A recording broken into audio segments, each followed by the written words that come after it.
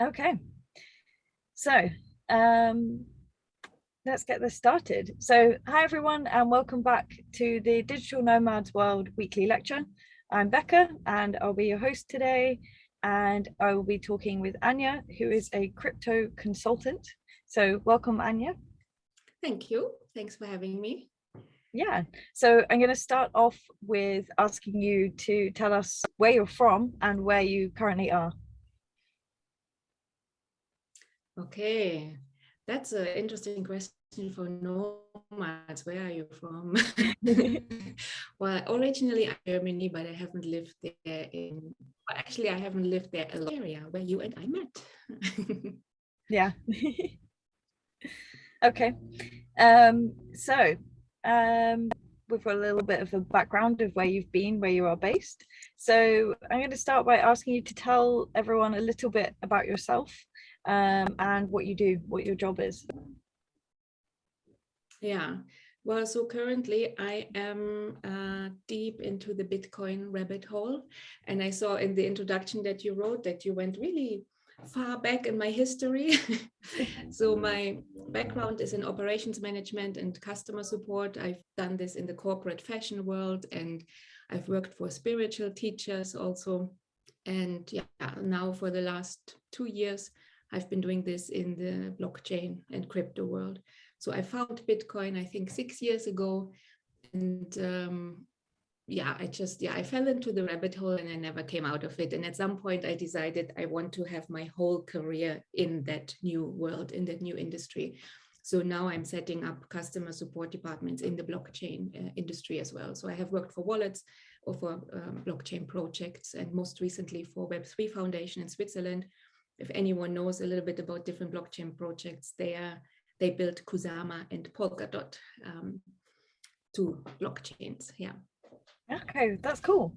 So yeah, actually, I was going to get you to just tell us a little bit about what crypto is. I'd like the idea of this session to kind of give people a bit of a intro into crypto. And I think you're a great person to explain that. So for those who might not know, could you just give a little, I guess, background or a little bit of digestible information of what cryptocurrency is? It's not easy because there are so many answers to the question, what is crypto? I think on the outside, people think it's the Wild West of this new finance, and everybody just trades and speculates with these crypto tokens, and 1 in a million people get super rich and all the others lose all their money. I think this is the view from the outside. The longer answer is that, of course, the word crypto comes from encryption. So Bitcoin and the blockchain were invented together 12 or 13 years ago by now, in end of 2008, actually. That's almost 13 years now. And basically what the blockchain allows us to do is it puts the power back in the individual's hands, the power of our own data and power of our own money. Because right now with banks, we actually don't own our money. The banks own our money, and they tell us how much we can pick up from the ATM every day, how much we can transfer out. They basically give us access to our money if we're lucky, because sometimes our accounts get frozen. Happened to me with my bank, happened to me with PayPal, because these are third parties who are the middlemen basically, and we are using their service for us to be able to transact money over the internet. And now with blockchain technology, basically Bitcoin brought cash into the digital world.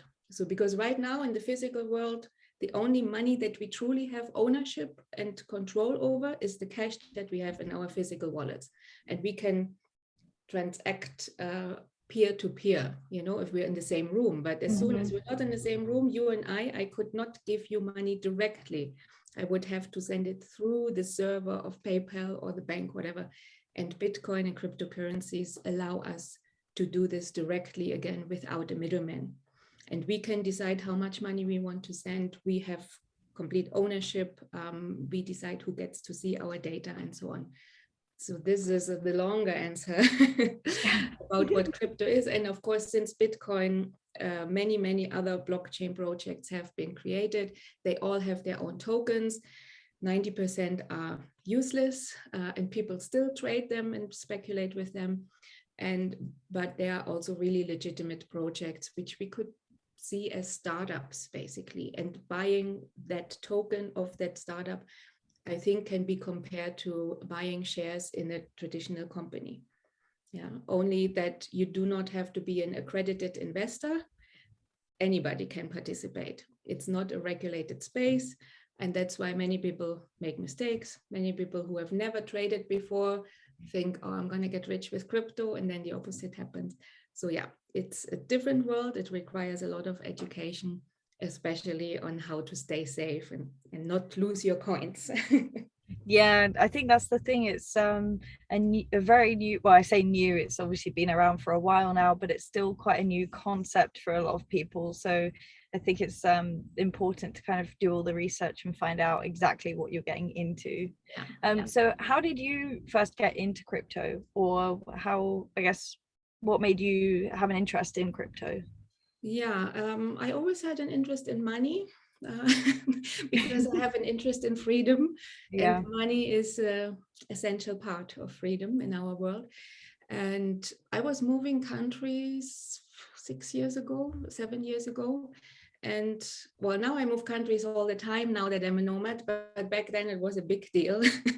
And I was just looking at all my finances because I thought, do I want to continue my business when I'm in this new place, or do I want to get a job? So I was just taking stock of all my finances, and I thought, how urgent is it for me to make money? And yeah, so I was looking at my savings. I was looking at the pension plan that I had put in place for my future, and I just noticed that things weren't working anymore. The pension plan was not growing, and my savings in the bank were not generating interest. So I realized that, like, while I had been a saver, a really good saver all my life, saving doesn't grow your money anymore. And I realized I have to become an investor.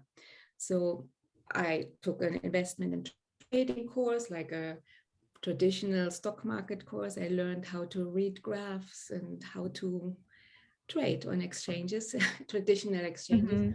And in that course that I took, someone asked about Bitcoin. And the trainer really warned all us students about, no, don't touch Bitcoin, too volatile and dangerous. And so, and then I thought, but traders make money from volatility. So isn't that a good thing? So I looked into Bitcoin and I studied. And yeah, it just opened a whole new world for me. And also I resonated more with Bitcoin and the whole concept of this new money and new financial system, because all the things that I learned about our financial system in that traditional trading course, they did not resonate with me at all. Our money system is outdated and old and should be replaced, I think, and it's not working. So in the end, I got kicked out of that course because I went too much into Bitcoin. But by then I had learned everything that I wanted to learn. And since then, I only do Bitcoin and cryptocurrencies and no traditional finance or trading at all, actually. So how long roughly would you say you spent kind of researching and familiarizing yourself with like crypto and like blockchain before you actually started investing? Before I started, about a year. A year, okay. It took me a year to dare to put my own money in it. And I bought my first Bitcoin, I think on January 3, 2017. And I didn't tell anybody about it because I thought, oh, if I tell my friends or family, they will think I'm crazy. Yeah, I guess that's the thing. It's inside, yeah, I think because it's something new, it's definitely something that perhaps is more difficult to find information out about sometimes. Yeah, and in an understandable way, because Yeah. I still to this day, wherever I am, I go to like Bitcoin for beginners lectures or whatever, and I see so many people walking out of those lectures because it's just over their head. So it's really, it's not difficult, it's new, but we all need a teacher who speaks our language and can just translate this information for us. So I guess that leads in quite well to your consulting and your Patreon. When did you decide that you wanted to help people, I guess, start their journey in crypto? Wasn't really a decision. It just happened because I was in a hammock in Thailand shortly after I bought this first Bitcoin. Because 2017 really was the year when Bitcoin went like from $900 or something to 20,000 at the end of the year. Wow. And for me, yeah, it was the best. It was a very exciting year. So Yeah, I can in my imagine. hammock in Thailand, and I was just always refreshing my wallet, and I couldn't believe how much, the numbers went up. And then there was this woman and she said, "What's happening on your phone? Something really exciting seems to be happening on your phone."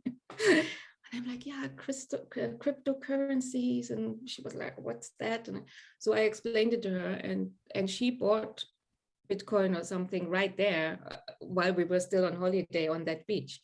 So I realized I really enjoy explaining this to people, and especially to women or people like non-digital natives. People like my clients are mostly, I think most of them are in their 50s or up, because this generation has money to invest. They want to protect the value of their savings.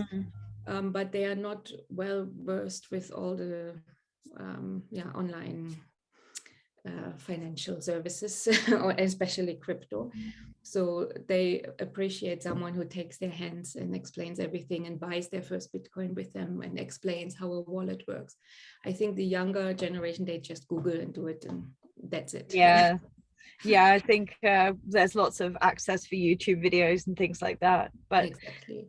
I think something when I've spoken to you before that I thought was really interesting is the fact that anyone can have crypto, whereas having like a normal bank account, there are certain requirements that you have to have.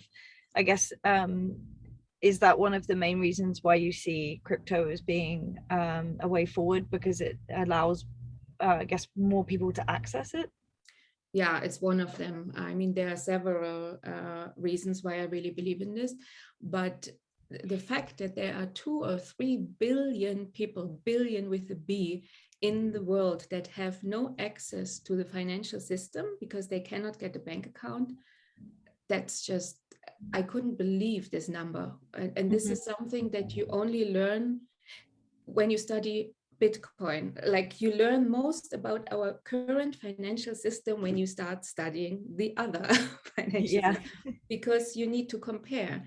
Like in the beginning, I was like, why? Okay, it sounds interesting, but why is Bitcoin? What's the purpose? Why do we need another digital money when all our money is already digital, with PayPal or online banking?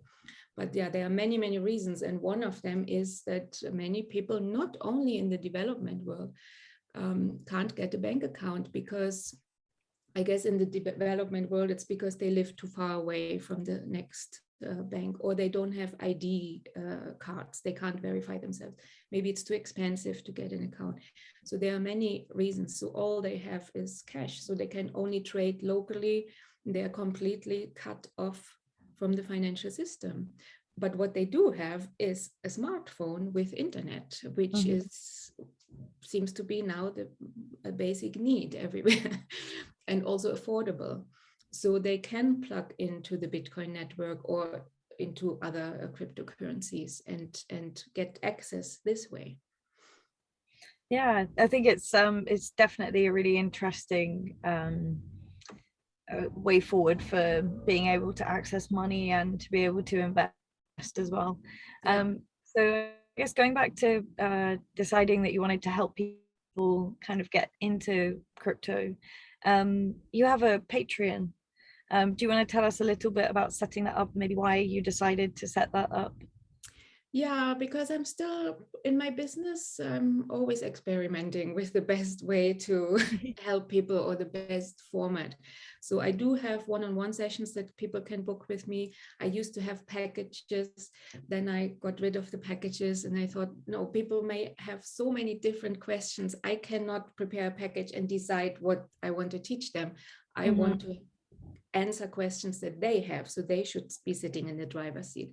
So I do still have these private sessions, but I also wanted to give people an opportunity to just ask one question when it comes to them. And I didn't want them to have to book a whole session, pay money for it.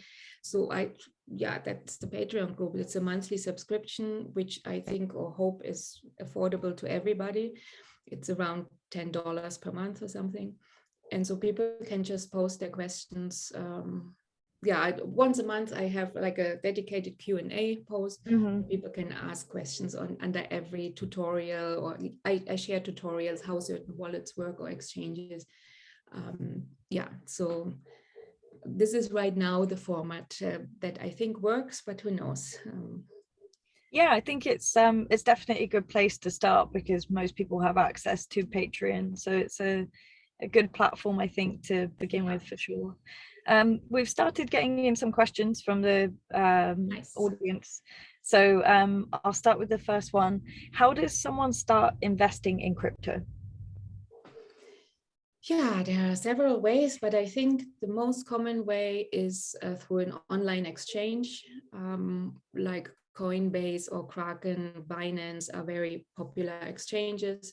Depends where you are located, whether they are allowed to operate in your jurisdiction. So you would buy some crypto there. Some people then leave it on the exchange, which is something you should not do. You should always get it off into your own wallet, but owning a wallet and having full ownership really is something new. So you need to know what private keys are. And before you have not educated yourself on that, please do not start getting into crypto. So first, really, really educate yourself on how to keep your coins safe. Would you mind just giving a brief description of what a wallet is for those of the people that don't know anything about crypto? Kind of, Thank you. So a wallet, there are also several different ones, but when I talk about a wallet, I mean a non-custodial wallet, which means self-hosted. So we can, when we have our money in the bank is the custodian or hosts our money. When we take our money out of the bank and we put it in our physical wallet, we are self-hosting our money. If we would lose our wallet, our physical wallet, we would never call the bank and ask them, hey, reimburse my money, please, I lost my wallet. And that's exactly how it works in the crypto world, only that it's digital. So the wallet where you keep your coins in is an app on your phone or on your computer or an external device. The external devices are called hardware wallet, and they are considered the most secure.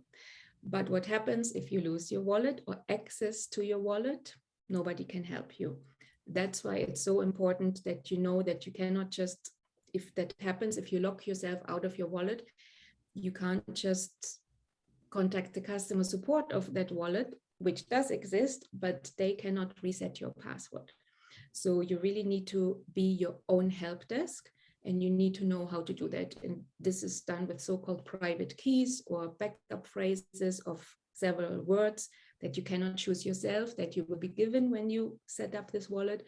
So I'm sure there are also lots of tutorials online. I also give workshops on this, or I educate people in one-on-one sessions. This is the most important part of crypto, to know how to operate a wallet and how to retrieve your funds should you ever lock yourself out of your wallet. And I have an ebook on that as well. Are there any wallet, I guess, companies, apps that you would recommend, or any of the top ones? Yeah, so my favorite wallet is called Exodus, exodus.com. It's, I think, the most beginner-friendly wallet. It has over 100 coins that you can store in there. and they have the best customer support in the crypto space, or in the world maybe. Okay. And I have also worked with them actually, so I know them also from the inside. So they will do anything to help you find your funds back should ever something happen to them. This is a wallet for your computer and for your phone, like an app. Hardware wallets, as I mentioned, are more secure because they are never connected to the internet, so your keys never get exposed online. And one is called ledger.com or .io, I'm not sure. And the other one is called trezor.io, I think. I think these are the most popular ones. There are more, but this is something that you can start with. And like Exodus wallet is free. Most of the apps are free, and the hardware wallets, you have to order them and they cost money, but it's well worth the investment for the security of your funds. Okay, that's great to know. Thank you so much for sharing that with us. We have some more questions coming in. Going back to, I guess, getting into crypto, what are some of the difficulties and dangers that people should look out for when they're setting up?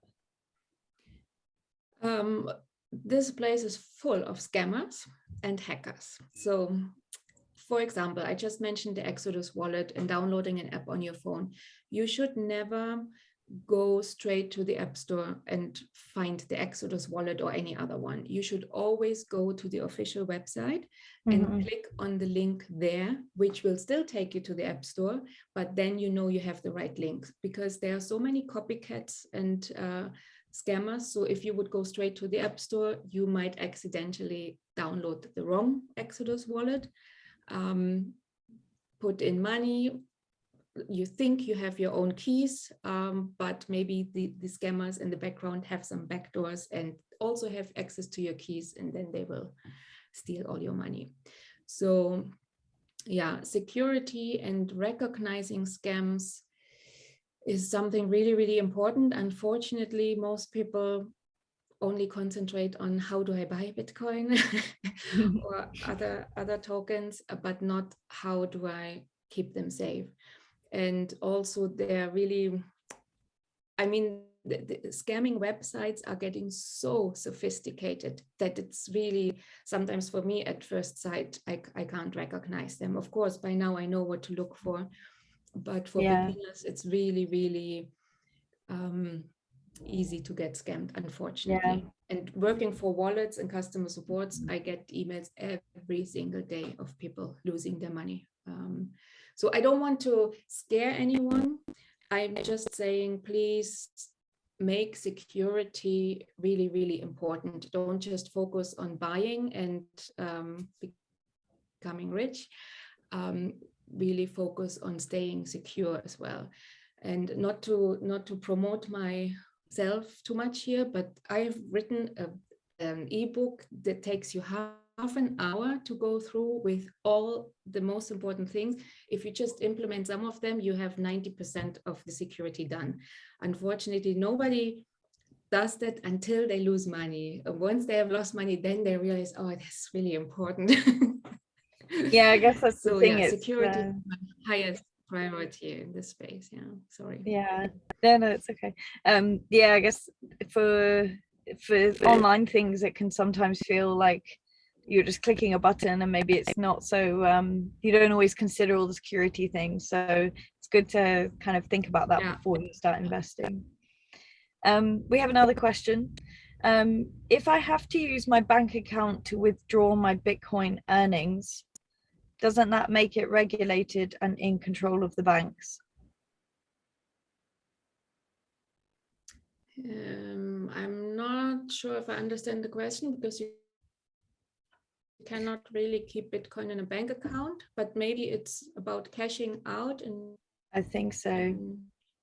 Euros, or clarify the question. Yeah, but the thing is, unless you hold. Sorry, Hugo, I think we have a little bit of a delay.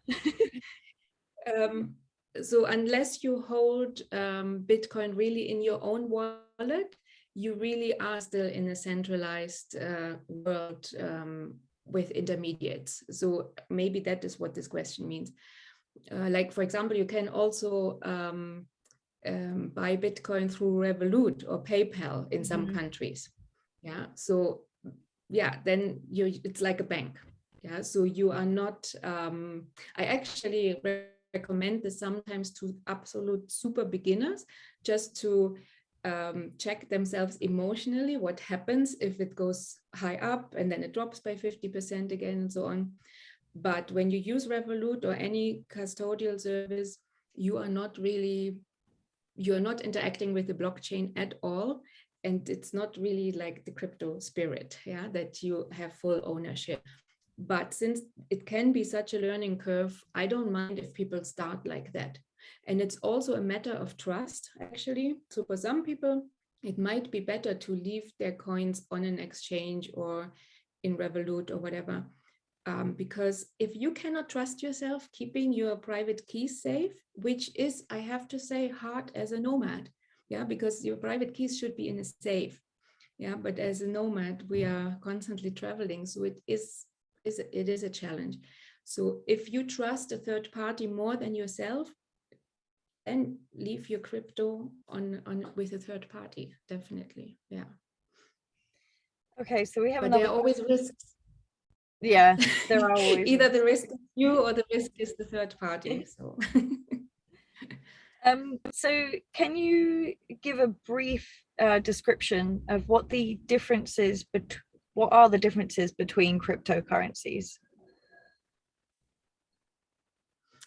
Okay, so the first one was Bitcoin, and then lots of others came along. And why did they come along? Because they thought, okay, Bitcoin is a little bit too slow, it's a bit too expensive to transact and so on. And we want to do this better because the goal is to have digital cash, meaning that we can pay for our coffee at Starbucks or whatever.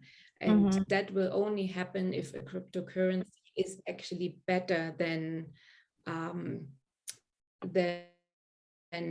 credit cards or whatever we pay with, right? Because credit card can take so many transactions per second, and this has not been achieved by other cryptocurrencies yet, definitely not by Bitcoin. So Bitcoin right now is more viewed as digital gold rather than digital cash, because we also don't take gold to the coffee shop to pay with, but we use gold as a store of value. So there are many others or several other cryptocurrencies that just want to be faster. That is one use case. And then you have, actually, we shouldn't use the term cryptocurrencies. We should use the term digital assets, because not all of these tokens or crypto assets are actually aiming to be currencies.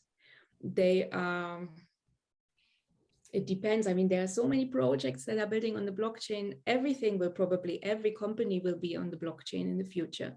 And every blockchain spits out a token. So we will have social media on the blockchain. We will have like real estate contracts, whatever, on the blockchain. We have hopefully political elections on the blockchain. So every project that's building has a different use case. They don't all aim to be money. Yeah, so especially when you want to invest, you should really research what are they doing? Are they solving a real world problem?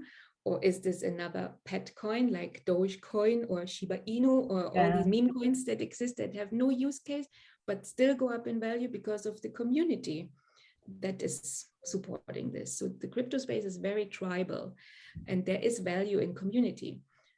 But yeah, I always look at what is this project trying to solve? Is this something that I believe in? And then I invest in it or not. Thank you for sharing that with us. We have another question. Can you briefly explain what exactly is blockchain?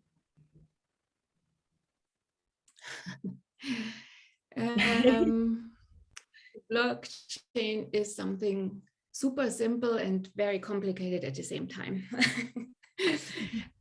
So the blockchain is a chain of blocks. So basically, okay, the blockchain is a ledger, but not everybody knows what a ledger is. Basically, it's a record keeping tool. That's what I would describe it as. So if you make a list, for example, you are traveling right now, you have expenses, and you may write down all of your expenses. Okay, I spent this money on that, on fuel, on groceries, and whatever. When you write this down, you have a ledger. So this is a ledger. You keep a record of your expenses or of the transactions that you made. You also have a ledger in the bank. The bank basically balances all the accounts. If I send $1 to you, they will check, okay, does Anja have $1? Okay, we deduct it here and we send it to Becca and we add it over there. So that is what the blockchain does, but without a central authority that checks everything. So the blockchain is a distributed, decentralized ledger.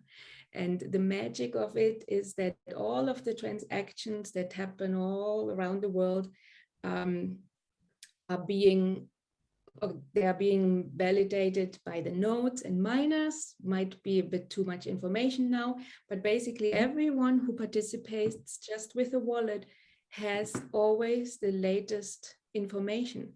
Yeah, because everything gets updated not in real time, but with every block. So basically, just to finish this, what the miners do, or the nodes, they are validating all of the transactions, and then they are bundling them up in a block. And then they have to find a certain code in order to attach that block to the latest block. And if they find that, or the one miner who finds it, they get new Bitcoin, 6.25 Bitcoin right now. And every 10 minutes, another block is added to the blockchain. So it's a linear thing. The block, it's literally a chain of blocks, and in each block there is a number of transactions. And once all of these transactions have been sealed into a block, they cannot be changed anymore. Nobody can erase something. Nobody can reverse a transaction. Once it is made, it's made, and it's publicly visible on so-called block explorers.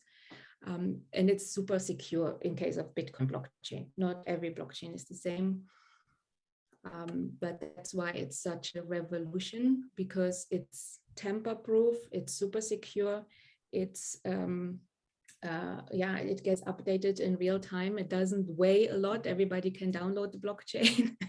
Everybody can participate, and yeah, it doesn't require all these big operations of central corporations or banks and institutions. Well, thank you so much for explaining that for us. We're coming to the end of our session now. I know there's a lot to cover, but thank you for everything you've shared with us. I just have one last question to ask you that we ask everyone at the end of our talks, but yours is towards crypto. What is one piece of advice you would give to beginners about crypto or looking to invest? Security, security, security. Care more about how to keep your coins safe than how to buy coins. Only buy coins once you know how to keep them safe. Okay, thank you for sharing that. So thank you everyone for joining us today, and thank you, Anja, for speaking with me. If anyone is interested in talking to you further, where is the best place for them to find you? I guess my website, anjaschuetz.net, or the Linktree. I made a nice Linktree since I found out about Linktree. That has all of my links, also to the Patreon group and everything. But through the website, people can also get there. Thank you very much. We'll post a link to the Linktree on the platform after this talk. So thanks again for everyone who joined us today. Next week, I'm going to be speaking with Katerina Maioli about co-living. She used to run a co-living space in London. So if you're interested in hearing about that, then join us next week at 5. And thank you to everyone who joined us today. And thank you, Anja. Thank you. Thanks, everybody. Thank you.